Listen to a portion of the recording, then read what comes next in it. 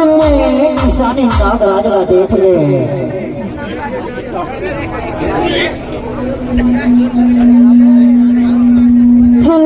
किसानी नागराज देख ले नहीं है गा कोनो देवैया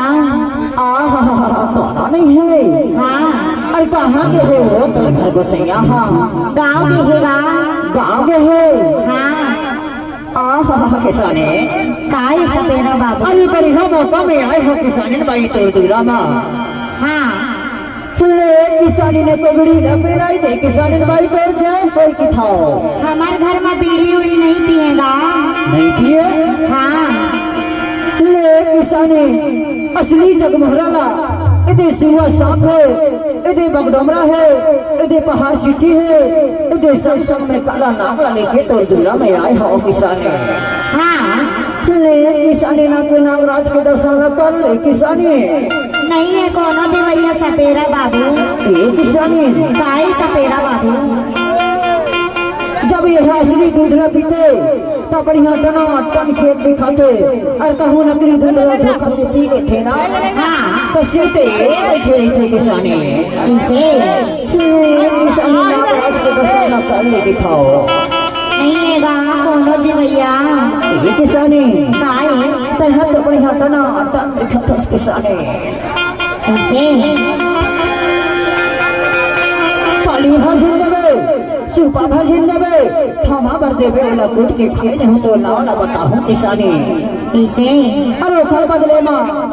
मैं हाँ जड़ी बूटी ला देके जाऊँ किसानी जैमे तोला साफा काटे रही हो मैं तू के लगाई ले जय शंकर भोले के नाम लेवे किसानी इसे और वही जड़ी बूटी के बदले में हमारे साफला मछली जैसे पकड़ ले ठन किसानी। अच्छा किसानी तोड़ दूरा माँ बड़ दिन में आए हो। हाँ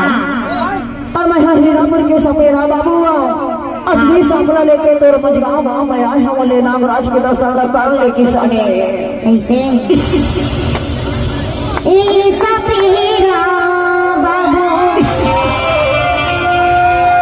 ए सपेरा बाबू तोर साथ याद खाना ए सपेरा बाबू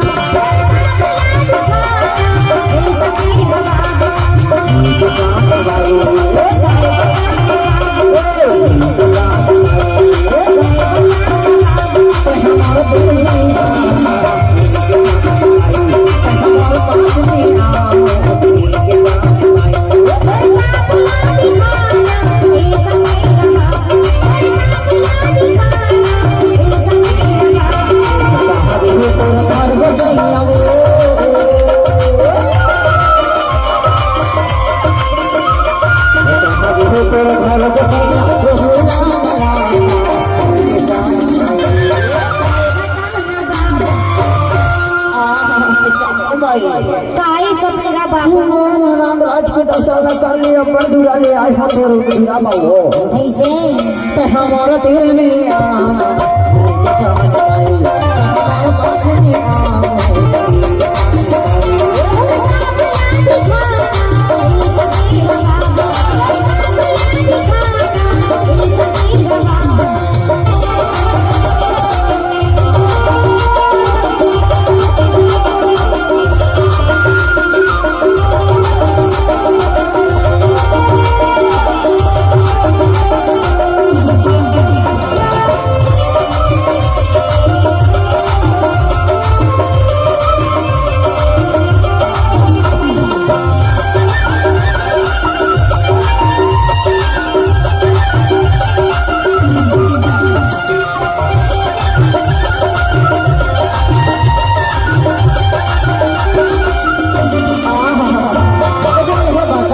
किसानी। हाँ इन्हें सिवा साफ है। हाँ इन्हें काला नागला लेके तो दूरा में आए हम किसानी। इनसे माँ बता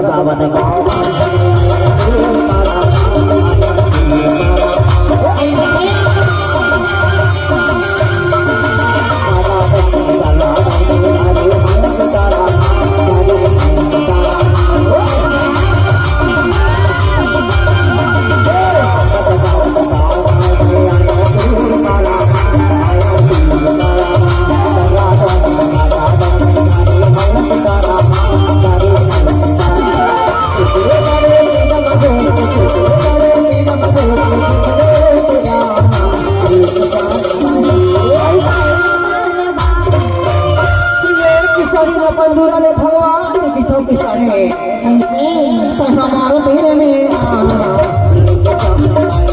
हमारे पास में आओ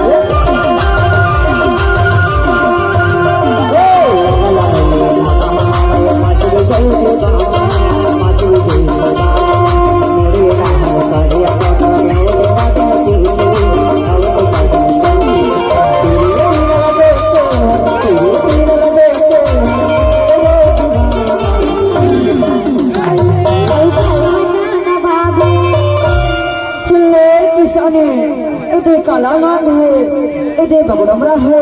इधे पहाड़ चिट्ठी ना भी घर दिखा के फोटो लाओ हाँ ले नया के नागराज के दर्शन न कर किसानी तर जाए कोई किठाओ ऐसे हमारे दिल में आना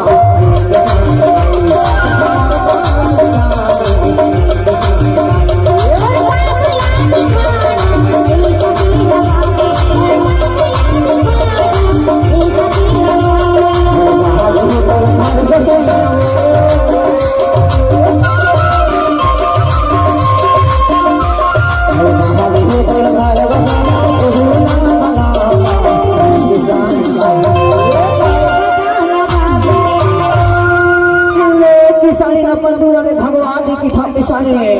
ऐसे हमारे दिल में